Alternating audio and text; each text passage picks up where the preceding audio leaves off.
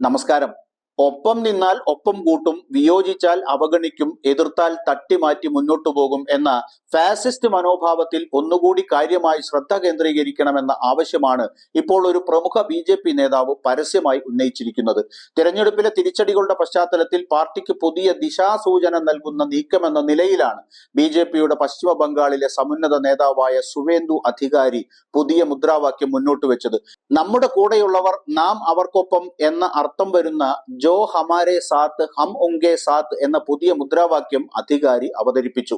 പശ്ചിമ ബംഗാൾ പ്രതിപക്ഷ നേതാവും ബി നേതാവുമായ സുവേന്ദു അധികാരി അടുത്തിടെ കൊൽക്കത്തയിൽ നടന്ന ബി സംസ്ഥാന എക്സിക്യൂട്ടീവ് യോഗത്തിലാണ് ഈ ആഹ്വാനം നടത്തിയത്.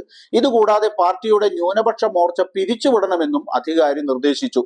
ഇതുകൂടാതെ പ്രധാനമന്ത്രി വാതോരാതെ പറഞ്ഞ സബ്കാ സാത്ത് സബ്കാ വികാസ് എന്ന പരിചിതമായ മുദ്രാവാക്യത്തിൽ നിന്ന് മാറാൻ അധികാരി ആവശ്യപ്പെടുകയും ചെയ്തു. പാർലമെന്റ് തിരഞ്ഞെടുപ്പിലും അടുത്തിടെ പൂർത്തിയായ ഉപതെരഞ്ഞെടുപ്പുകളിലും പാർട്ടിക്കുണ്ടായ തിരിച്ചടികളുടെ പശ്ചാത്തലത്തിൽ പാർട്ടിക്ക് പുതിയ ദിശാസൂചന നൽകുന്ന ഒരു നീക്കം എന്ന നിലയിലാണ് ജോ ഹമാര സാത്ത് ഹം ഉൻകെ സാത്ത് എന്ന പുതിയ മുദ്രാവാക്യം അധികാരി അവതരിപ്പിച്ചത്. പശ്ചിമ ബംഗാൾ ജനസംഖ്യയിലെ ഏതാണ്ട് 30% വരുന്ന ന്യൂനപക്ഷം തിരഞ്ഞെടുപ്പുകളിൽ തങ്ങളെ തുണയ്ക്കുന്നില്ല എന്ന വസ്തുത കണക്കിലെടുത്ത് നിലവിലുള്ള ആഖ്യാനത്തിന് അപ്പുറത്തേക്ക് നീങ്ങേണ്ടതിന്റെ ആവശ്യകതയാണ് പുതിയ മുദ്രാവാക്യത്തിലൂടെ നേതാവ് ഊന്നിപ്പറഞ്ഞത്. പ്രത്യേകിച്ചും ബി നേരിട്ട സമീപകാല തിരഞ്ഞെടുപ്പ് വെല്ലുവിളികളുടെ വെളിച്ചത്തിൽ പാർട്ടി സമ്മേളനത്തെ അഭിസംബോധന ചെയ്ത അധികാരി ഞാൻ ദേശീയ മുസ്ലിങ്ങളെ കുറിച്ചാണ് സംസാരിച്ചത് എന്ന് കൂട്ടിച്ചേർത്തു. നിങ്ങളും സബ്കാ സാത്ത് സബ്കാ വികാസ് എന്ന് പറഞ്ഞിട്ടുണ്ട്, എന്നാൽ ഞാൻ ഇനി ഇത് പറയില്ല. പകരം ജോ ഹമാര സാത്ത് ഹം ഉൻകെ സാത്ത് എന്നേ പറയൂ.